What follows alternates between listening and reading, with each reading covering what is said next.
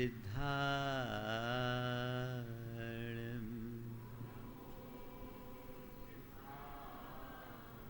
अड़बो आयरियाणम्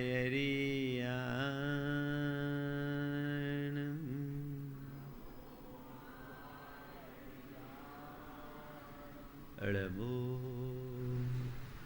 उवध्यायाणम्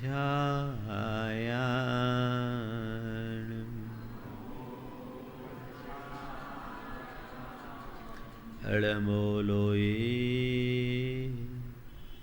सवसाहुनम्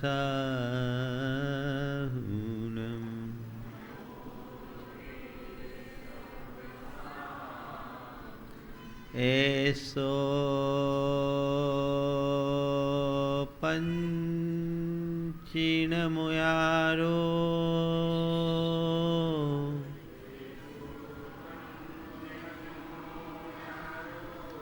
सवपावपनाशिनो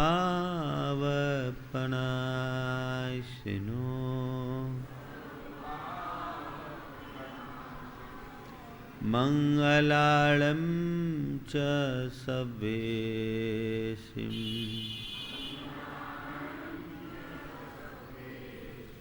पढ़मं होय मंगलम्।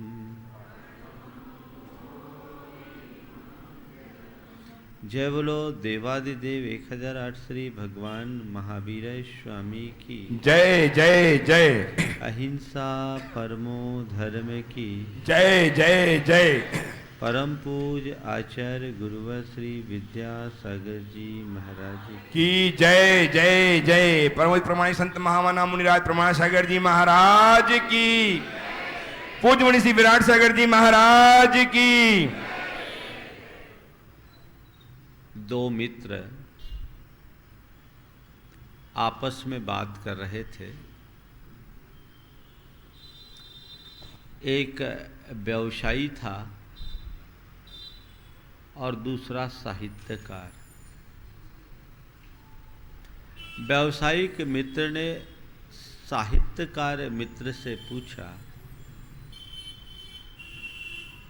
कि लोग झगड़ा क्यों करते हैं। क्या पूछा? झगड़ा क्यों करते हैं। साहित्यकार ने बात को टालते हुए कहा कि फिर कभी बताऊंगा कि लोग झगड़ते क्यों हैं। बातचीत का क्रम आगे बढ़ा और इसी बातचीत के क्रम में साहित्यकार ने अपने व्यापारी मित्र से कहा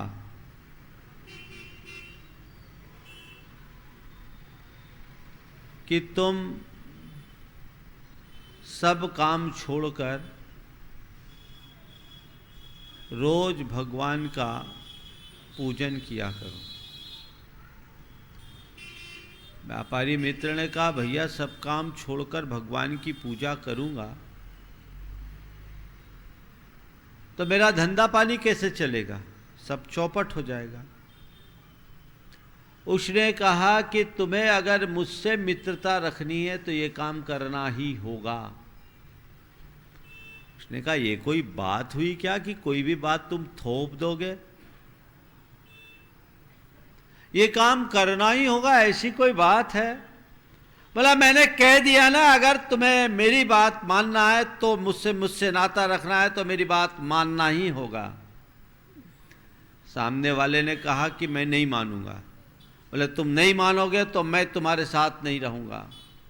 उसने कहा, तुम्हें मेरा साथ देना होगा। उसने कहा, मैं ये नहीं कर सकता।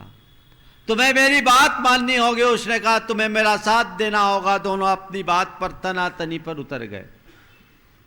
दोनों ने अपनी बात पकड़ करके बैठना शुरू कर दिया और बैठकर दोनों की बात विवाद में परिवर्तित हो गई। थोड़ी देर में देखते देखते बड़ा बहस हो गया और बहस ने बखेड़े का रूप ले लिया और धीरे धीरे हाथापाई आ गई।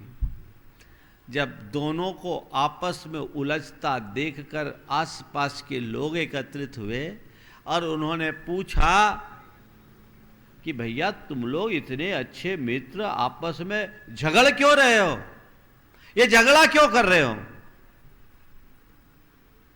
तो फिर साहित्यकार मित्र ने अपने आप को संभालते हुए कहा, मैं इससे झगड़ा कर नहीं रहा हूं, इसके सवाल का उत्तर दे रहा हूं।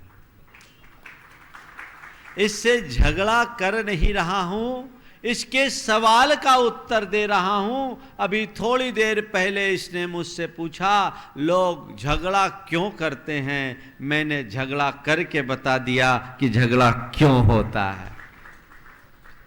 सच्चाई यही है, जब मनुष्य अपनी बात पर अड़ जाता है तो झगड़ा खड़ा होता है। आज बात झ की है और झ में आज मैं आपसे झगड़े की बात कर रहा हूं। चिंता मत करना, झगड़े की बात करूंगा, झगड़ा नहीं करूंगा। झगड़े की बात करना और झगड़ा करना, इसमें बड़ा अंतर है। आज 4 बातें आप सबसे कहूंगा। झगड़ा करना, झगड़ा खड़ा करना, झगड़े में फंसना और झगड़ा मिटाना। झगड़ा करना, झगड़ना, झगड़ा खड़ा करना, झगड़े में फंस जाना और झगड़ा मिटाना। चारों बातें झगड़े से जुड़ी हुई है, लेकिन चारों के अर्थ अलग अलग हैं। पहले आप अपने मन से पूछो, आपका कभी किसी से कोई झगड़ा हुआ कि नहीं हुआ? आप कभी किसी से झगड़ते हो या नहीं? महाराज रोज ही झगड़ते हैं। झगड़ा होता है कि नहीं होता? किससे होता है? इसे देखिए, आप झगड़ा करते हो या नहीं, आप झगड़ते हो या नहीं, पहला सवाल। और झगड़ते हो तो किससे झगड़ते हो, ये दूसरा सवाल। थोड़ी देर अपने मन को पलटिए, मेरे पहले सवाल का उत्तर दीजिए, आपका झगड़ा होता है या नहीं होता है? नंबर 2, किससे होता है, अपनों से या गैरों से? अपनों से। क्यों होता है? तीसरी बात, झगड़ा होता है या नहीं, झगड़ा किससे होता है और क्यों होता है? कारण पड़ने पर होता है या बिना कारण? हाँ, कारण पड़ने पर होता है। और वो कारण क्या होता है? बोलो। आप लोगों के रोजमर्रे की जिंदगी में जो झगड़े खड़े होते हैं, उसके पीछे का कारण क्या है? कभी आपने सोचा क्यों झगड़ते आप? बोलो। मतभेद। छोटी छोटी बातों में झगड़ा खड़ा हो जाता है। झगड़ा मचा देते हो। बड़ी बड़ी बातों में लोग झगड़े तो बात समझ में आती है, लेकिन छोटी छोटी बातों में जो लोग उलझ जाते हैं तो बात समझ से परे हो जाती है। आप बताइए, आपके घर में, आपके परिवार में आपस में जो झगड़े होते हैं, उसके पीछे मसले बड़े होते या छोटे? हाँ, क्यों? ये छोटी छोटी बातों में इतना अधिक उलझार क्यों? ये झगड़ा क्यों? ये बखेड़ा क्यों? ये झमेला क्यों? ये झंझट क्यों? कभी आपने सोचा? सुबह हुई,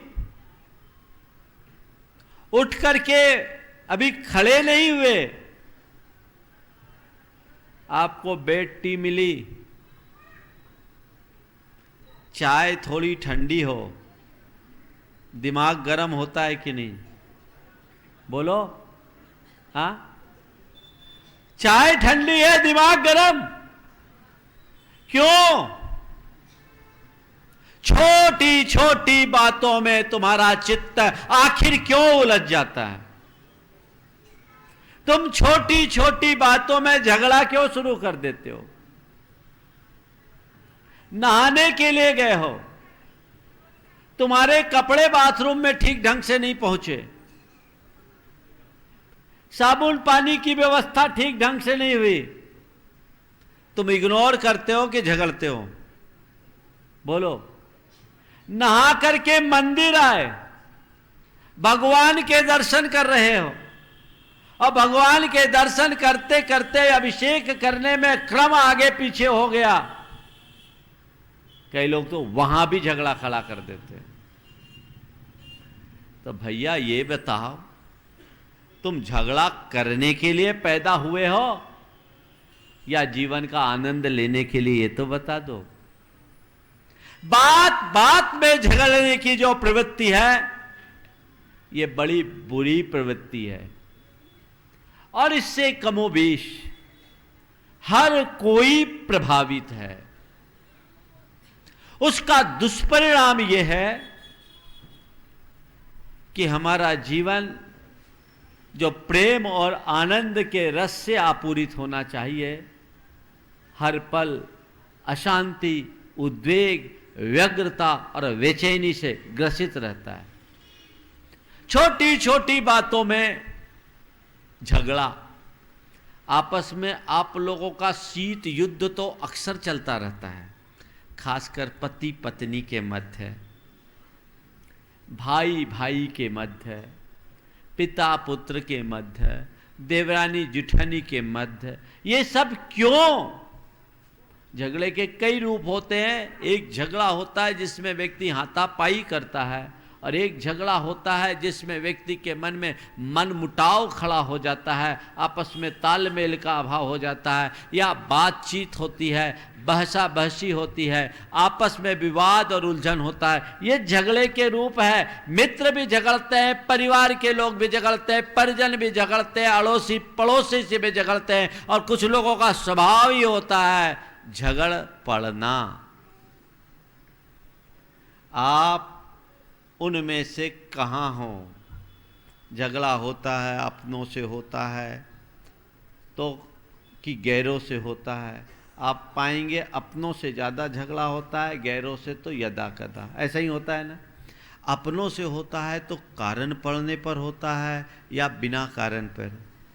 कारण पड़ने पर होता है तो देखिए छोटे मोटे कारणों से होता है या बड़े कारण से होता है।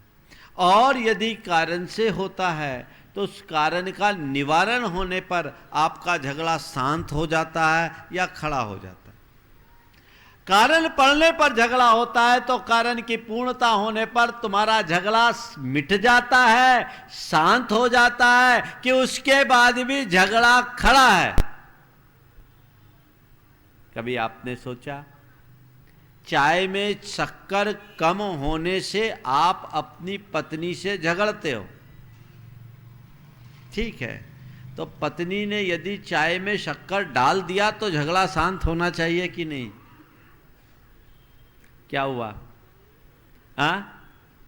उसके बाद भी कंटिन्यू होता है। आखिर ये सब क्यों? झगड़े के 4 मूल कारण हैं। मुख्य तो अहम है, लेकिन अहम का टकराव ही झगड़ा देता है, और उसके पीछे के 4 कारण हैं। रुचि भेद, चिंतन भेद, आग्रह और स्वार्थ। रुचि भेद, चिंतन भेद, आग्रह और स्वार्थ, जहां ये होंगे झगड़े होंगे। रुचि की बात ले, घर परिवार में जितने सदस्य हों सबकी एक सी रुचि नहीं होती, हर कोई भिन्न भिन्न रुचि वाला होता है। मेरी अपनी रुचि है, आपकी अपनी रुचि, आपकी अपनी रुचि है। और जब रुचि अलग अलग है और लोग एक दूसरे की रुचि के अनुरूप एक दूसरे को चलाने की कोशिश करते हैं तो बड़ा झगड़ा खड़ा हो जाता है। आप देखिए आपकी रुचि कैसी है और सामने वाले की रुचि कैसी है। यदि सभी लोग अपनी अपनी रुचि से जीना शुरू करें और एक दूसरे की रुचि को एक दूसरे पर थोपने की आदत से बाज आ जाए तो कभी झगड़ा हो ही नहीं सकता, कभी झगड़ा नहीं हो सकता। लेकिन रुचि भेद बहुत बड़े झगड़े का कारण है, और रुचि भेद में भी सबसे बड़ा कारण तो मैं ये देखता हूं, एक व्यक्ति की धार्मिक रुचि है और एक की धार्मिक रुचि नहीं है, रोज लड़ाई। खासकर पति पत्नी में रुचि भेद के कारण रोज ठनती है। आज से 20 बरस पहले की बात है। मैं ललितपुर में था। एक युवक अपनी बहन को लेकर आया। देखिए, रुचि भेद मनुष्य को कहाँ ले जाता है और उससे झगड़ा कैसे खड़ा होता है। युवक अपनी बहन को लेकर आया, बोला महाराज इसको समझाइए, इनकी शादी हुई, हमारे दामाद इंजीनियर है, एक अच्छे अधिकारी हैं, इंदौर ससुराल है, और महाराज जी इन दोनों में बहुत अनबन है और स्थिति यह है कि मेरी बहन 6 महीने से घर में है और हमारे जीजा जी से ले जाना नहीं चाहते। ऐसा लगता है जैसे डाइवोर्स ना हो जाए। आजकल तो डाइवोर्स बहुत सामान्य चीज़ें हो गई। लोग कपड़े बदलने की तरह पति पत्नी को बदलना शुरू कर दिए हैं। बड़ी विचित्रता है, बड़ा इजी हो गया है। बोले महाराज लगता है डाइवोर्स ना हो जाए, आप कुछ समझाइए। मैंने उसकी बहन से पूछा क्या बात है। बोले महाराज क्या बताऊं, मैं तो एकदम नरक में चले गई। पहला स्टेटमेंट, मैं तो नरक में चले गई। मेरा पति घोर अधर्मी है, पापी है, कुछ नहीं धर्म होता महाराज। हमारे धर्म में, घर में इतना धर्म, मेरी माँ 7 प्रतिमाधारी, मेरे पिताजी प्रतिमाधारी, और उसके बाद हम ऐसे घर में चले गए, सामने वाला कभी मंदिर भी नहीं जाता, रात में खाता है, मुझे पता नहीं लगता मैं कहाँ चले गई, मुझे तो लगता मैं नरक में चले गई। मैंने पहले ही वाक्य में मामले की गंभीरता को समझ लिया और उससे कहा कि तुम अपने घर के को नरक से स्वर्ग में बदलना चाहती हो। बोले हाँ चाहते हो।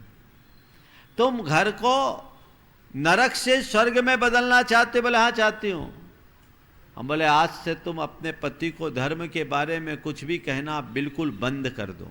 बोले महाराज बंद कर देंगे तो उनकी दुर्गति नहीं हो जाएगी, बताइए, वो तो पापी जीव है, पापी को सुधारना तो हमारा धर्म है। हम बोले पापी को सुधारने की प्रेरणा देना धर्म है और पापी को सुधारने का ठेका लेना पाप। पापी को सुधारने की प्रेरणा देना धर्म है और पापी को सुधारने का ठेका लेना पाप। तुम पाप कर रही हो और सुधारने के नाम पर उसके पीछे पड़ी हो, यह कतई अच्छी बात नहीं। मैं तुमसे कहता हूं तुम्हारे पति को सुधारने की जगह तुम्हें सुधरने की ज्यादा जरूरत है। ये बताओ, तुम अपने पति को पापी कहती हो, कोई व्यसन है? नहीं महाराज वो तो नहीं। शराब पीता है? नहीं। कोई नशा करता है? नहीं। तुम्हारे साथ मारपीट करता है? बोले नहीं। तुम्हारी आवश्यकताओं की पूर्ति करता है, सब करता है। फिर इतनी शिकायत क्यों? दुनिया में तो ऐसे बहुत सारे पति हैं जो रोज शराब पीते हैं, बहुत सारे पति हैं जो विवाहेतर संबंधों में फंसे होते हैं, बहुत सारे ऐसे पति हैं जो एकदम निकम्मे और निखट्टू होते हैं, कुछ कमाते धमाते नहीं हैं, और बहुत सारे ऐसे भी पति होते हैं जो रोज अपनी पत्नी पर वार करते रहते हैं। तुम्हारा पति उनसे कितना अच्छा है, तुम उसे पापी कह रही हो। उसकी जगह ये सोचो कि मैं कितनी भाग्यशाली हूं कि मेरा पति कम से कम व्यसन और बुराइयों में तो लिप्त नहीं है। महाराज वो तो है, वो तो है, लेकिन महाराज थोड़ा तो धर्म करना चाहिए। मैं उनकी धर्म पत्नी हूँ, हमारे यहाँ कोई धर्म का काम नहीं होता, मैंने आज तक कभी रात्रि भोजन किया नहीं, देखा नहीं, मुझे ये सब पसंद नहीं है। हमने कहा ठीक, तुम्हें जो पसंद नहीं है उसके पीछे तुम लड़ती हो, उसे जो पसंद नहीं है उसके पीछे वो लड़े। तो मैंने उससे एक सवाल किया, उसने तुम्हारी धार्मिक क्रियाओं के पीछे तुम्हें कभी रोका टोका? बोला नहीं, उनने कभी नहीं रोका महाराज, उनने कभी नहीं टोका। हमने पूछा तुम रात्रि भोजन नहीं करती हो, तुम्हें जबरदस्ती उसने रात में खिलाने की बात की? बोले नहीं महाराज नहीं की, पर मैं चाहती हूं कि वो भी रात में न खाए, मेरे घर में रात में बनाना ही नहीं पड़े। मैं जब रात में भोजन परोसती हूं तो मुझे बहुत तकलीफ होती है महाराज, मैं तो आजकल करती नहीं, कह देती हूं तुम्हें खाना है तो अपने हाथ से खा लो। मैंने पूछा क्या हुआ? बोले चुपचाप खा लेता।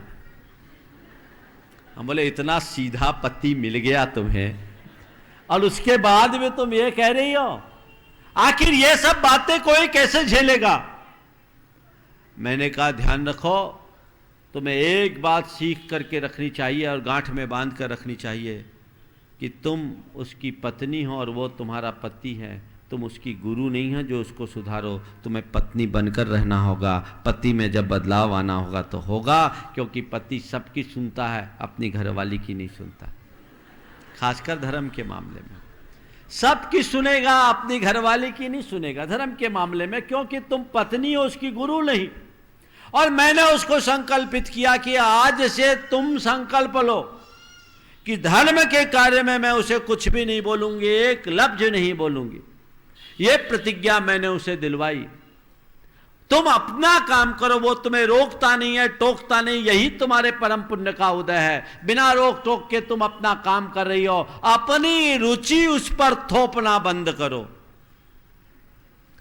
और उन दिनों मेरे प्रवचनों की एक श्रृंखला चली थी ललितपुर में, जो दिव्य जीवन का द्वार, और कैसेट आती थी। उस समय तो सीडी और पेन ड्राइव की व्यवस्था नहीं थी, 1998 की बात।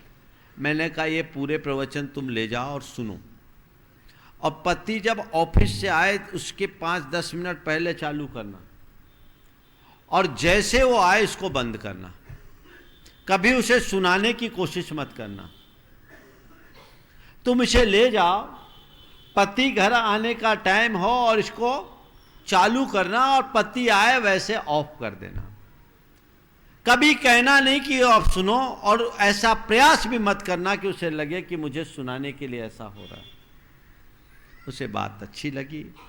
अब की बार पत्नी घर गई तो थोड़ा बदला वातावरण दिखा। पति को भी बड़ा आश्चर्य हुआ। उसे लगा कि महाराज के पास गई हैं, पता तो लग ही गया था, महाराज ने इसे कुछ समझाया तो ये कुछ चमत्कार हुआ।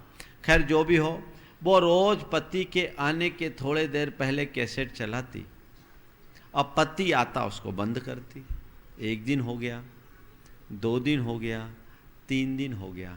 निषेध में जिज्ञासा होती, निषेध में जिज्ञासा होती है। तीसरे दिन उसने पूछा क्या बात है, क्या सुनती हो तुम? बोले कुछ नहीं, प्रवचन सुनती हूँ। बोले किसके प्रवचन है? मेरा नाम लिया। बोले महाराज के प्रवचन है। तो तुम बंद क्यों कर देती हो? बोले आप कहो तो मैं चालू कर देती हूँ। आप कहो तो चालू कर देती हूँ। अच्छा चलने दो, चलने दो। संयोग तो उस दिन मेरा प्रवचन का विषय था युक्ताहार विहार, युक्ताहार विहार। और उस प्रवचन में मैंने रात्रि भोजन और जैन जीवन शैली की वैज्ञानिकता पर प्रकाश डाला था, और वो पूरा प्रवचन उसने सुना। प्रवचन सुनने के बाद उसने पूछा महाराज कहाँ हैं? देखिए आप परिवर्तन कैसा होता है। शुक्रवार का दिन था। पूछा ये प्रवचन महाराज ने दिए, महाराज कहाँ है? उसने कहा अभी महाराज ललितपुर में ही है। बोले कल सुबह की, आज की टिकट बनाते, कल सैटरडे संडे 2 दिन छुट्टी है, हमें महाराज के पास चलना है, महाराज के दर्शन करना है। पत्नी को तो लगा ये चमत्कार हो गया, एक प्रवचन में व्यक्ति बदल गया।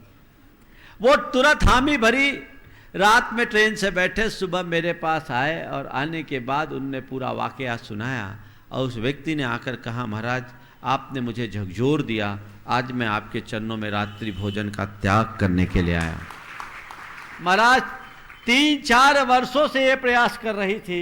मुझे तो ऐसा लग रहा था कि इसके प्रयास से हो सकता है कि मैं रात्रि भोजन का त्याग तो नहीं लेता, इससे तलाक भली ले लेता, लेकिन आपकी प्रेरणा ने मेरा हृदय बदल दिया, मेरी रुचि बदल गई। अभी तक ये अपनी रुचि थोपती थी, आपने मेरी रुचि को परिवर्तित कर दिया, मेरा जीवन बदल गया, उनका झगड़ा खत्म हो गया।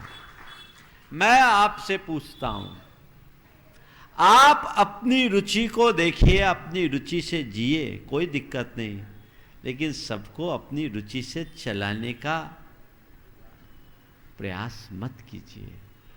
यह अच्छी बात नहीं है। अगर आप अपनी रुचियां थोपोगे तो रोज रार होगी, झगड़ा होगा।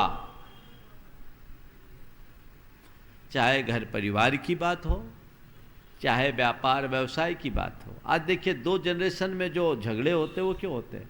पिताजी अपने तरीके से व्यापार करना चाहते हैं और बेटा अपने तरीके से व्यापार करना चाहता है। पुराने समय का सिस्टम अलग था, आज की टेक्नोलॉजी बिल्कुल एडवांस हो गई। अब लड़का पढ़ लिख करके आया है, वो अपने तरीके से करना चाहता है, वो अपने तरीके से करना चाहते हैं, और दोनों में तनातनी हो जाती है, क्योंकि दोनों की रुचियां आपस में टकराती है। होता है। अगर दोनों के अंदर उदारता हो, पिता सोचे ठीक मेरा बेटा पढ़ लिख कर आया, वो अपने तरीके से कुछ करता है तो करने दो, एक एक्सपेरिमेंट होता है, एक दो बार करेगा, ज़्यादा से ज़्यादा होगा नुकसान होगा, लेकिन नुकसान भी उसके लिए नसीहत का कारण बनेगी, करने दो उसे, करने दो करने दो। उस पिता पुत्र का संबंध बड़ा मधुर होता है। लेकिन पिता ने लकीर खींच दी, जो मैं कहूँगा वो तुझे करना होगा। बेटा मुंह फुला करके बैठा रहेगा या रोज के रोज तनातनी होगी। इधर अगर बेटा थोड़ा सोच ले कि ठीक मैं पढ़ लिख करके आया हूँ, लेकिन मेरे पिता का अनुभव जो मैंने यूनिवर्सिटीज़ में पढ़ा है उससे भी अच्छा है, तो मुझे अब तक कॉलेज में मैं पढ़ करके आया हूँ, इंस्टीट्यूट्स में पढ़ करके आया हूँ, अब मैं अपने पिता के पास पढ़ूँ और उनसे कुछ उनका तजुर्बा सीखूँ जो मेरे जीवन भर के लिए काम में आएगा। दोनों में कभी झगड़ा नहीं होगा। लेकिन ये सोच नहीं है, इस सोच को विकसित कीजिए, रुचि के अनुरूप जिए और किसी की रुचि को जबरदस्ती बदलने का प्रयास मत कीजिए। रुचि बदलिए प्रेरणा देकर, आदेश देकर नहीं, बार बार की टोका टाकी करके नहीं। आप थोड़ी कल्पना करें, जो अपने पति को यदि थोड़े धर्म के कार्य से विमुख हो और उसे अधर्मी कहे, पापी कहे, नरक में जाना करेगा, इस तरह की बद्दुआएं दे, तो वहाँ प्रेम रहेगा क्या? झगड़ा ही तो होगा। तो आप क्या करते हैं? पहली बात, रुचि भेद। समझ में आ रही है ना बात आपको? अलग अलग रुचि होगी, मुंडे मुंडे मतिर भिन्ना, सबकी अपनी अपनी रुचि, और लोग अपने अपने तरीके से जीते हैं। और जहाँ रुचियों का टकराव होता है वहाँ रोज जो बखेड़ा होता है आप लोग देखते ही हैं। दूसरा है चिंतन भेद। दो व्यक्ति के अलग अलग चिंतन हो, सोच अलग। रुचि मनुष्य की प्रवृत्ति को दर्शाती है, उसके शौक से जुड़ी होती है, और चिंतन से उसका संपूर्ण व्यवहार बनता है। किसकी क्या सोच है उसको देखिए। हमारी सोच और आपकी सोच एक हो ये कोई जरूरी नहीं। मैं अपने तरीके से सोचता हूँ, आप अपने तरीके से सोचते हैं। सोच अलग अलग होने में व्यवधान नहीं है, कोई झगड़ा नहीं है। झगड़ा सोच के टकराव में है, चिंतन के टकराव में है। मैं अपने चिंतन में अड़ जाऊं और आप अपने चिंतन में अड़ जाओ तो झगड़ा हुए बिना नहीं रहेगा। चिंतन का टकराव नहीं होना चाहिए। मैं अपने चिंतन में दृढ़ रहूं, इसमें कोई बुराई नहीं, लेकिन मैं अपने चिंतन पर अड़ जाऊं, इससे बुरा और कुछ नहीं। चिंतन का टकराव, तालमेल होना चाहिए। वस्तुतः सुचिंतन वही है जो अपने साथ औरों में सामंजस्य बिठाए। एक चिंतन है जो कहता है मेरा सो खरा, और एक चिंतन है जो कहता है खरा सो मेरा। किसे अच्छा मानते हो? दोहरा रहा हूं, एक चिंतन है जो कहता है मेरा सो खरा, और एक चिंतन है जो कहता है खरा सो मेरा। किसे अच्छा मानोगे? हाँ, पक्का बोलो एक बार, किसको अच्छा मानोगे? तो खरा सो मेरा इस चिंतन को अच्छा मानते हो? थोड़ा भीतर देखो, क्या इस कसौटी पे तुम खरे उतरते हो? तुम्हारी स्थिति क्या है? मेरा सो खरा या खरा सो मेरा? मेरा सो खरा जब तक रहेगा तब तक झगड़ा है, और खरा सो मेरा जहां आ गया वहां प्रेम है। तय करो तुम्हें क्या करना है। खरा सो मेरा, मेरा सो खरा, ये खोटा चिंतन, और खरा सो मेरा ये सम्यक चिंतन, जो सबका समादर करने में समर्थ हो। हमारा चिंतन व्यापक होना चाहिए। वैचारिक सहिष्णुता अपने हृदय में विकसित होनी चाहिए, जिसका आज घोर अभाव दिखता है। हम बात अनेकांत की करते हैं, अनेकांतवाद की दुहाइयां देते हैं, लेकिन अपना जीवन स्तर बहुत हल्का बना रखे हैं। छोटी छोटी बातों में उलझ जाते हैं। अनेकांत के व्यवहारिक अर्थ को समझने की कोशिश कीजिए। अनेकांत का मतलब क्या है? अनेकांत का मतलब है वैचारिक सहिष्णुता को विकसित करना, एक दूसरे के विचारों को समझना, उसका भूमिकानुरूप सत्कार करना। केवल अपनी बात का आग्रह थोपने वाले मनुष्य जीवन में कभी सफल नहीं होते। सामने वाले की बात का समादर करने वाला ही सफल हो पाता है। हमें तालमेल बना करके चलना चाहिए। वैचारिक सामंजस्य होगा, विचारों में टकराव कभी नहीं होगा, जीवन में केवल आनंद आनंद आनंद आएगा। देखिए, वैचारिक सामंजस्य और वैचारिक टकराव का दुष्परिणाम क्या होता है। वैचारिक सामंजस्य में सुलह होती है। पिता पुत्र दोनों एक थाली में खाना खाते थे। पिता पुत्र दोनों एक थाली में खाना खाते थे। एक दिन किसी बात को लेकर बाप बेटे में अनबन हो गई और बेटा रूठ गया। उसने कहा, पापा कल से मैं आपके साथ नहीं खाऊंगा, कल से मैं आपके साथ नहीं खाऊंगा। पिता ने बात संभाला और कहा, ठीक है बेटा, मैं तेरे साथ खा लूंगा। बात समझ में आ रही? पापा मैं आपके साथ नहीं खाऊंगा, कोई बात नहीं, मैं तेरे साथ खा लूंगा। ऐसा व्यक्ति कभी झगड़ेगा? ऐसे व्यक्ति से कभी कोई झगड़ा होगा? हो ही नहीं सकता। एक्सेप्टेंस, ठीक है। दो भाई थे, दोनों में परस्पर बड़ा प्रगाढ़ प्रेम था। दोनों एक दूसरे के लिए जान न्यौछावर करते थे। लेकिन संयोग ऐसा बना कि दोनों में किसी बात को लेकर खटपट हो गई और बड़े भाई ने कहा, अब हम साथ नहीं रहेंगे। छोटे भाई ने मामले को देखा और समझ लिया बड़ा भाई अपनी बात पर आमादा है। उसने कहा, ठीक है, जैसा आप ठीक समझो। बड़े ने कहा, हम अलग अलग रहेंगे। छोटे ने कहा, ठीक है, हम अलग अलग रह लेंगे। दोनों के पास एक सोने का कटोरा था, संपत्ति के नाम पर वही था। बोला, उस कटोरे को मैं रख लूं? बोले, जैसा आप ठीक समझे। उस कटोरे को मैं रख लूं? उसने कहा, जैसा आप ठीक समझे। बोले, देखो मैं रख लूं और तुम फिर बाद में कहोगे कि तुम बड़े ने सब हड़प लिया, मैं तुम्हें दे देता हूं, जैसा आप ठीक समझे। ऐसा करते उसको आधा आधा बांट लेते हैं। मैं तुम्हें दे दूं, तुम रख लोगे, बहुत जल्दी कह दिया, ठीक है क्या? ऐसा करते हैं कि हम दोनों उसे आधा आधा बांट लेते हैं। छोटे भाई ने कहा, जैसा आप ठीक समझे। आधा आधा बांट लेते हैं, जैसा आप ठीक समझे। बड़े भाई ने कहा, ये कोई बात हुई? आधा आधा बांट लेंगे ना तो मेरे काम का रहेगा ना तेरे काम का रहेगा, तोड़ने से क्या फायदा? उसने कहा, भैया मैंने कहा ना जैसा आप ठीक समझे। तो छोटे भाई ने कहा, बड़े भाई ने कहा, क्या तुम झगड़ा करना नहीं चाहते? छोटे ने कहा, नहीं, मैं प्रेम से रहना चाहता हूँ। बड़े ने कटोरे को एक तरफ फेंका, कहा, झगड़ा खत्म, आओ हम दोनों साथ रहेंगे। झगड़ा मिट गया। बंधुओं, अपने अंदर झांकिए। चिंतन का टकराव कभी उत्पन्न मत होने दीजिए। आजकल लोग छोटी छोटी बातों में एकदम टकरा जाते हैं। टकराव टालिए, समझौता का रास्ता अपनाइए, जीवन में बदलाव आएगा।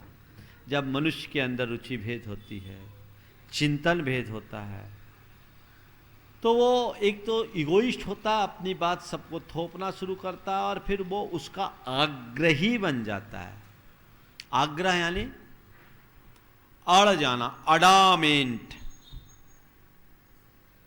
आप देखिए, जितनी भी लड़ाइयां हैं, आप गहराई में जाएंगे तो आप देखेंगे कि सब आग्रह की भूमि में ही होती है। महाभारत तो कुरुक्षेत्र में हुआ, लेकिन हर व्यक्ति ने आग्रह का एक कुरुक्षेत्र अपने हृदय में स्थापित कर रखा है। जहां व्यक्ति अपनी बात में अड़ता है वहीं लड़ना शुरू हो जाता है। होता है कि नहीं? किसी बात का आग्रह आपने किया, अपनी बात थोपना, मामला गड़बड़। आजकल तो छोटी छोटी बातों का ऐसा आग्रह होता है कि मत पूछो। अभी मेरे संपर्क के एक व्यक्ति के बेटे की सगाई टूट गई। आप सब सुनोगे तो हंसोगे। और देखिए चिंतन कीजिए कि समाज किस दिशा में जा रही। परिवार धार्मिक और एक समृद्ध परिवार था। लड़के की सगाई हुई, वो भी एक समृद्ध परिवार में हुई। सगाई के बाद करीब 10 महीने का गैप था विवाह में। लड़की वाले कुछ ज़्यादा आधुनिक विचारधारा से जुड़े हुए थे। उनने ऑफ़र किया लड़की की तरफ से कि लड़की और लड़का दोनों बाहर घूम कर आए, विदेश घूम कर आए। लड़के के परिवार वाले लोग धार्मिक और मर्यादाओं को मानने वाले लोग थे, संस्कारित परिवार था। उन्होंने कह दिया कि जब तक विवाह नहीं होगा हम बेटे को अपने होने वाली बहू के साथ अकेले नहीं भेजेंगे। लड़के वाले की तरफ से ये बात लड़की वाले को पहुंचा दिया गया। लड़की वाले ने कहा नहीं, चलना पड़ेगा। उन्होंने कहा नहीं, हम नहीं जा सकते, हम अपनी मर्यादाओं का हनन नहीं कर सकते, हम गुरुओं से जुड़े हुए लोग हैं। विवाह होगा, उसके बाद बेटी आपकी बेटी नहीं मेरी बेटी होगी, हमें उसकी मर्यादा की सुरक्षा करना हमारा दायित्व है, इसलिए हम ऐसा नहीं कर सकते। जब ये उनकी बात नहीं माने, सामने वाले अड़ गए और उन्होंने कहा ठीक, ऐसे दकियानुसी परिवार में हम अपनी बेटी नहीं देंगे। उनने सगाई तोड़ दी। वो आकर के मुझसे कहा महाराज ऐसा हो गया। हमने कहा जा भगवान को एक श्रीफल चढ़ाओ। अच्छा हुआ, पहले ही मामला ठीक हो गया। जो लड़की शादी के पहले इस तरह का अड़ियल रुख रखेगी, शादी के बाद पता नहीं क्या रास रचाएगी। कैसी टेंडेंसी है, कहीं कोई कॉम्प्रोमाइज करने को राजी नहीं होता। बदलाव घटित होना चाहिए। मैं आप सबसे कहता हूं अपने नेचर में एक परिवर्तन लाइए। मैं कभी अडामेंट नहीं होऊंगा, एडजस्टमेंट करके चलूंगा। एक है अडामेंट होना और एक एडजस्टमेंट होना। आप अपनी बात पर अड़ते हैं या समझौतावादी दृष्टिकोण अपनाते हैं, क्या करते हैं? छोटी छोटी बातों पर अड़ जाते हैं। बहस क्यों होती है? जब दो व्यक्ति अड़ जाते हैं। अगर एक शांत हो जाए, बहस खत्म। उसने कह दिया, अनुचित भी कहे, हो सकता है बहुत सारी बातें अनुचित हो जाती है। अगर वो अनुचित भी कहे तो ठीक है, उसका मूड भांपते हुए उस समय चुप हो जाओ, शांत हो जाओ, झगड़ा खत्म। फिर कोई किसी प्रकार की उलझन हो ही नहीं सकती। जीवन में किसी प्रकार की दुविधाएं आ ही नहीं सकती। अपने अंदर की दुविधा को मिटाने के लिए रास्ता क्यों नहीं अपनाते? एक आदमी समझदारी रख ले तो झगड़े खत्म। हो सकता है कि नहीं? बोलो, होता है? आज से संकल्प लो कि मैं अपनी रुचि किसी पर नहीं थोपूंगा, चिंतन में टकराव उत्पन्न नहीं करने दूंगा और किसी बात को लेकर के अड़ूंगा नहीं। सामने वाले के मूड के भांपते हुए देखो और अड़ना बंद कर दो, देखो बहुत आनंद आएगा। मैं एक ऐसे दंपति को जानता हूं जिसका पति बड़ा क्रोधी और पत्नी उतनी शांत। पति क्रोधी और झगड़ालू भी, बात बात पर झगड़ पड़ने वाला। पत्नी एकदम शांत। किसी ने पूछा कि ऐसे पति को तुमने कैसे निभा लिया? उसने कहा मैंने तो एक ही बात समझा है, सामने वाला आग हो, मुझे पानी बनना है। वो जितना गुस्सा करते हैं मैं उतना शांत रहती हूं, मामला ठीक हो जाता है। सोच, अब जो हो, मेरे पति हैं, झगड़ा करके भी क्या होगा? मैं अगर उनकी बात का प्रतिवाद करूंगी तो मामला और बढ़ेगा। हमें मामले को बढ़ाने की जगह मामले को शांत करना सीखना चाहिए। मैं आप सबसे कहता हूं, छोटी छोटी बातों को अपने ईगो का विषय मत बनाइए, प्रेस्टीज का इशू मत बनाइए। उन पर अडामेंट होने की आदत बंद कीजिए, एडजस्टमेंट की कला डेवलप कीजिए। हमें एडजस्ट करके चलना है। और एक बात बता देता हूं, जिंदगी समझौतों का नाम है। जीवन में हमें अनेक प्रकार के समझौते करने पड़ते हैं, कदम कदम पर समझौते करने पड़ते हैं। आप इग्नोर नहीं करोगे तो जीवन में कभी सफल नहीं होगे, और अड़ोगे तो सड़ोगे, लड़ोगे, मड़ोगे, पता नहीं क्या होगा। जिंदगी सबकी ऐसी हो रही। ये अड़ियल रवैया अच्छी बात नहीं है। जिनकी सड़ियल सोच होती है वो अड़ियल रवैया रखते हैं। सोच सड़ियल, एडजस्टमेंट की पावर होनी चाहिए। अगर ये चीज हो जाए कभी झगड़ा नहीं। तो झगड़ा करना, झगड़ना। दूसरा है झगड़ा खड़ा करना। झगड़ा खड़ा करने का मतलब झगड़ा मचा देना, छोटी सी बात को ऐसा पलीता लगाना कि विस्फोट बन जाए। कई लोग होते हैं जो बिना मतलब की बातों को तूल देते हैं और लोगों को आपस में लड़वा देते हैं, माचिस लगाने का काम करते हैं। ये बहुत गंदा काम है। लड़ाई करना और लड़ाई करवाना ये बहुत खतरनाक है। लड़ाई करने से भी बुरा है लड़ाई करवाना। झगड़ा खड़ा करना ये बहुत निम्न स्तर के व्यक्ति कहलाते हैं।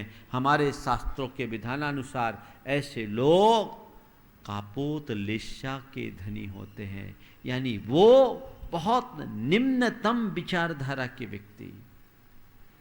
छोटी छोटी बातों में झगड़ा मचा दे, बवाल पैदा कर दे। और आजकल ऐसा बहुत हो रहा है। आप सोशल मीडिया में क्या कर रहे हैं? आग लगा रहे हैं या आग बुझा रहे हैं? क्या कर रहे हैं? आग लगा रहे हैं। कितने गर्व से कह रहे हैं? लगाने वाला कौन है? क्यों शामिल हो तुम?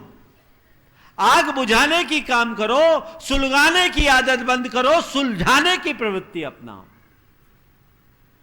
आजकल सुलगाने वाले लोग अधिक, सुलझाने वाले लोग कम। झगड़ा मचाना बंद करो। लोग तो ऐसा बवाल खड़ा कर देते हैं कि पूरा मोहल्ला तमाशा देखना शुरू कर देता है। दो के बीच की बात, और वो दो की बीच की बात को ऐसा बतंगड़ बना दे कि आगे चलकर कम्युनल राइट्स का रूप ले ले। ये सब क्या है? ये घोर अमानवीय कृत्य है, नैतिक कृत्य है। इससे अपने आप को बचना और बचाना चाहिए। जीवन में संकल्प लो, मैं किसी से झगड़ा नहीं करूंगा, और झगड़ा हो तो सुलह करूंगा, लेकिन झगड़ा मचाने का काम तो जीवन में कभी नहीं करूंगा। कुछ लोग हैं जो एक दूसरे के विरुद्ध उकसा करके लड़वाते हैं।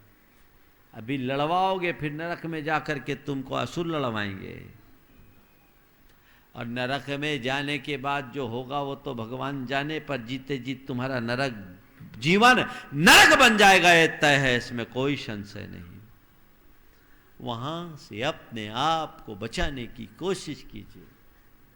हमें कभी किसी के बीच झगड़ा खड़ा नहीं करना है। आप लोग क्या करते हैं? कम्युनिकेशन गैप करते हैं, मिसअंडरस्टैंडिंग क्रिएट करते हैं, झगड़ा फैला देते हैं। थोड़ा सा अफवाह फैला दिए, झगड़ा खड़ा हो गया। बात का बतंगड़ बनाने की आदत कुछ लोगों की होती है। आज यही हो रहा है। हर व्यक्ति इस तरह की प्रवृत्ति का आदी बनता जा रहा है। सकारात्मक बातें तो आजकल कम दिखती है, नकारात्मक बातें बहुत तेजी से फैलाई जा रही है, और उसका दुष्प्रभाव पूरे समाज पर पड़ रहा है। पूरा समाज अंदर से घुट रहा है। इस घुटन को मिटाएगा कौन? आपको आगे आना पड़ेगा।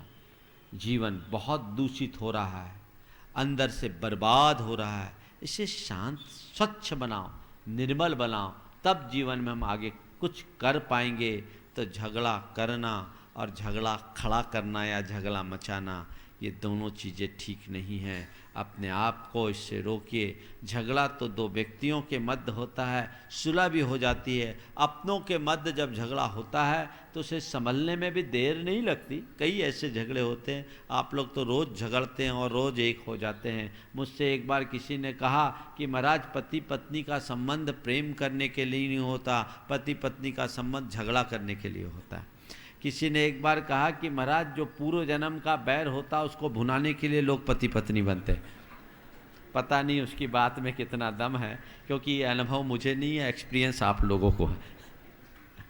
भैया, किसके लिए जिंदगी मिली है? प्रेम से जीने के लिए कि लड़ने के लिए, तकरार करने के लिए? विचार कीजिए कि आप आखिर कर क्या रहे हैं। छोटी छोटी बातों को नजरअंदाज करने की कला अगर अपना लोगे तो जीवन में कभी झगड़ा खड़ा नहीं होगा। एक अलग प्रकार की रसानुभूति होगी, आनंद आएगा, वो अपने भीतर घटित करना चाहिए। लेकिन गड़बड़ होता है, पति पत्नी दोनों का बेटा सामने था और दोनों बेटे पति पत्नी तय करना चाह रहे थे कि बेटे को क्या बनाना है, बेटे को क्या बनाना है। पति कह रहा था कि बेटे को डॉक्टर बनाना है, इंजीनियर बनाना है, वैज्ञानिक बनाना है, और पत्नी कह रही थी डॉक्टर बनाना है। दोनों में बातचीत आपस में बढ़ने लगी। दोनों ने बोला चलो बेटे से पूछते हैं तुम क्या बनोगे, तो बेटे ने कहा मैं वकील बनूंगा, मैं वकील बनना पसंद करूंगा। बोले क्यों? बोले मैंने देख लिया जब आप लोग लड़ोगे तो डाइवोर्स का पेपर तो मुझे ही बनाना होगा। क्या है झगड़ा करना, झगड़ा मचाना, झगड़े में फंसना। कई बार लोगों के साथ ऐसा दुर्भाग्यवश हो जाता है, बिना वजह लोग झगड़े में फंस जाते हैं। झगड़ा, झंझट, झमेला, मुसीबत, मुश्किल, ये सब चीज़ें एक दूसरे से जुड़ी हुई है। आपका कोई रोल नहीं है, आपकी कोई भूमिका नहीं है, फिर भी लोग आपको ऐसे झमेले में, झगड़े में फंसा देते हैं। द्वेषवश, दुर्भावनावश। ऐसा अगर कभी तुम्हारे साथ हो जाए तो घबराओ मत, उसे अपने कर्म का उदय मानो, बर्दाश्त करो, अपनी सहन शक्ति को विकसित करो, समय सबको ठीक करेगा। कई बार लोगों के साथ ऐसा होता है, बेगुनाह होने के बाद भी लोग उन्हें बड़े झगड़े में फंसा देते हैं। जहाँ उनका रोल नहीं वहाँ भी मैं आप सबसे कहता हूँ, जीवन में कभी किसी को झगड़े में मत फंसाना, ये बड़ा अनैतिक कृत्य है। और यदि किसी झगड़े में तुम फंस गए तो उसमें घबराना मत, कर्म का उदय मान करके शाम ना करना। कहते हैं भगवान के घर देर है अंधेर नहीं, आज नहीं कल सफल होंगे। और तीसरी बात जो इसके साथ कह रहा हूँ, किसी के झगड़े में आज तुम इन्वॉल्व मत हो। किसी के झगड़े में फंसने का मतलब है अपने लिए भारी मुसीबतों को आमंत्रित करना। दो झगड़ रहे हैं, झगड़ने दो।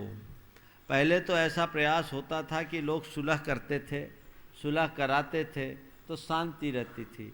लेकिन आज ऐसी स्थिति है कि लोग किसी के झगड़े में बोलते हैं तो उल्टे उलझ जाते हैं। आप देखिए, किसी का निजी मामला है तो निजी मामले में दखल देने की कोशिश आप तब तक मत कीजिए जब तक सामने वाले की मानसिकता ठीक नहीं है।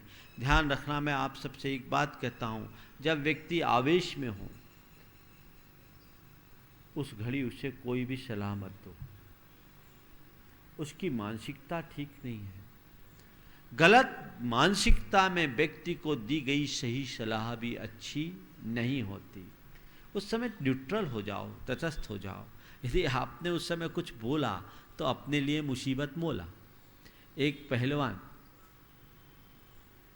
किसी से बहस कर रहा था, बातचीत हो गई। पहलवान ने कहा ज़्यादा बोलोगे तो एक घूंसा दूंगा, 32 बाहर 64 बाहर आ जाएंगे। अगर ज़्यादा बोला तो एक घूंसा दूंगा, 64 बाहर आ जाएंगे। उसने कहा, एक व्यक्ति वहीं खड़ा था, युवक था, उसने कहा भैया दांत तो 32 ही होते, 64 कैसे बोल दिया? मुझे मालूम था कि तू बीच में बोलेगा तो तेरे भी 32 गिन लिए, बीच में तू भी बोलेगा 32 तेरे गिन लिए। ऐसा बोलकर अपनी 32 बाहर मत करा। झगड़े में फंसाओ मत, और झगड़े में फंस जाओ तो घबराओ मत। ये जीवन का सूत्र लो। और आखिरी काम, झगड़ा मिटाना। झगड़ा करना जितना सरल है, झगड़ा मिटाना उतना ही कठिन। झगड़ा करना कठिन नहीं है। झगड़ा करने में क्या है, थोड़ा सा ट्रैक से नीचे उतरना, झगड़ा हो गया। ट्रैक से नीचे उतरी हुई गाड़ी को ट्रैक पर लाना बहुत कठिन है। झगड़ा मिटाओ। किससे झगड़ा मिटाओ? पहला, अपने से अगर किसी के झगड़ा हुआ है तो उस झगड़े को मिटाने की प्रक्रिया शुरू करो। और झगड़े को मिटाने के लिए क्या है, सॉरी कहने की कला सीखो।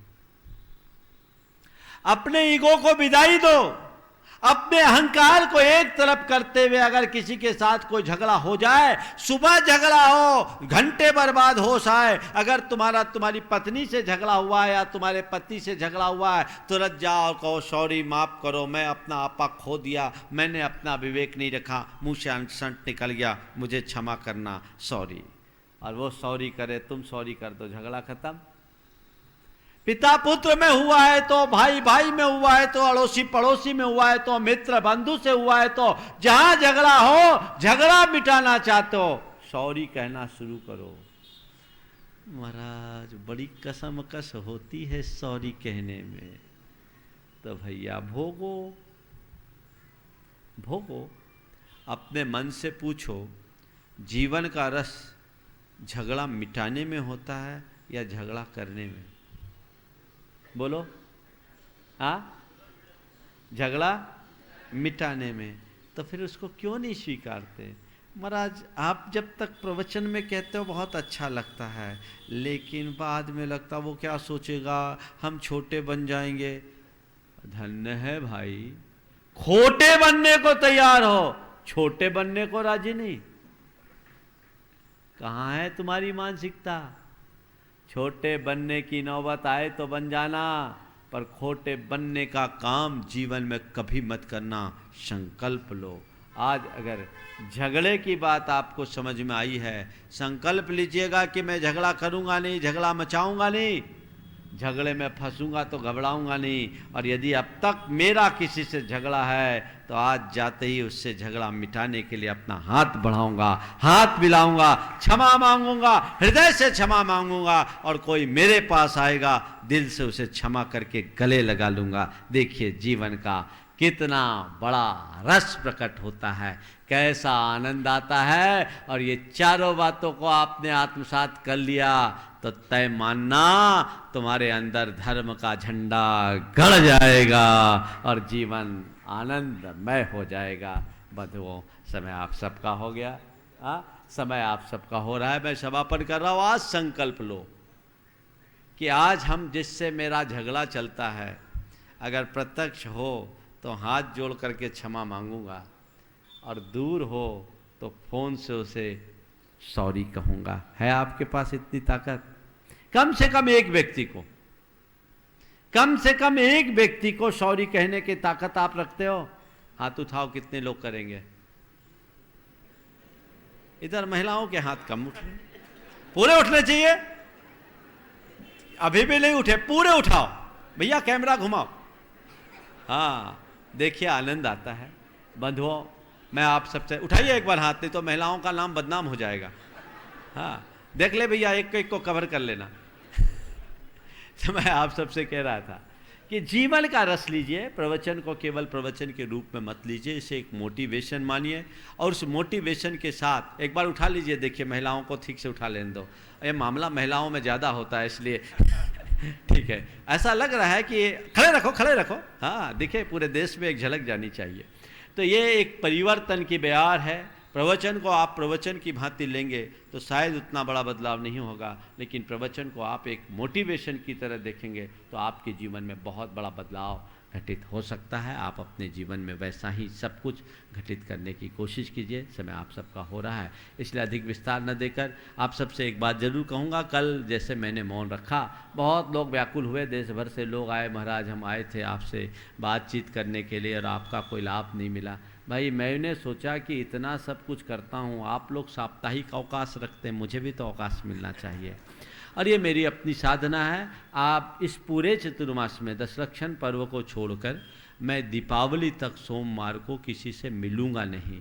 तो जो भी लोग हैं उन दिनों मेरा मौन रहेगा। इसलिए जो भी लोग यहाँ आना चाहते हैं, मुझसे वार्ता करना चाहते हैं या कोई लाभ लेना चाहते हैं, इस सूचना को सब जगह पहुँचा दें। सोमवार के कार्यक्रम को मूक दर्शन रखें, बस उस दिन न प्रवचन होगा न शंका समाधान होगा। महाराज श्री का लाभ आप सबको मिल सकता है, इसलिए इसको ध्यान रखिएगा और ये सूचना फैला दें ताकि यहाँ आने के बाद आप लोगों को तकलीफ ना हो, आसपास के लोग भी और दूर के लोग भी। आज जहाँ के लोग आए हैं, धार के लोगों ने निवेदन किया है। धारा नगरी हमारी एक सांस्कृतिक नगरी है, बहुत दिनों से उनका मनोभाव है, बगल में ही है, अपनी धारा को बहाते रहिए। वो धारा नगरी जहाँ से भक्तामर की धारा बही और भक्तों को अमर बनाने का मार्ग खुला है, निश्चयतः एक सांस्कृतिक नगरी है।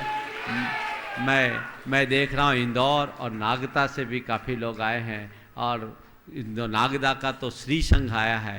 ये भावनाएं बनाकर रखनी चाहिए। मैं तो ये कहता हूँ पूरे अंचल में एक ही अलग जगनी चाहिए, वो है धर्म के प्रभावना की। बस हमारे अंदर धर्म की भावना हो और हम धर्म प्रभावना को अपने जीवन में आत्मसात करके जीवन में बदलाव घटित कर सके। इसी शुभ भाव के साथ अभी रामगढ़ के लोग मुझसे यहाँ आके कह रहे थे, महाराज यहाँ तो ऐसा लग रहा है कि ये तीर्थ स्थल है। मैंने उनसे कहा साधु संत जहाँ विराजते हैं वो तीर्थ अपने आप बन जाता है। शहर के मध्य लोकेंद्र भवन वाकई में तीर्थ स्थल की तरह है, और पूरे देश भर के लोग यहाँ आ रहे हैं। ओम जी अभी तो शुरुआत हुई है, देखते रहिए और कमर कस के लगिए और आनंद लीजिए। ये बयार सारे देश में बहे और लोग अपने अंदर के कलमश को दूर करें। इसी शुभ भाव के साथ यहीं पर विराम। बोलिए परम पूज आचार्य गुरुवर श्री विद्यासागर जी। अभी बैठे रहिए हमारे बीच में आज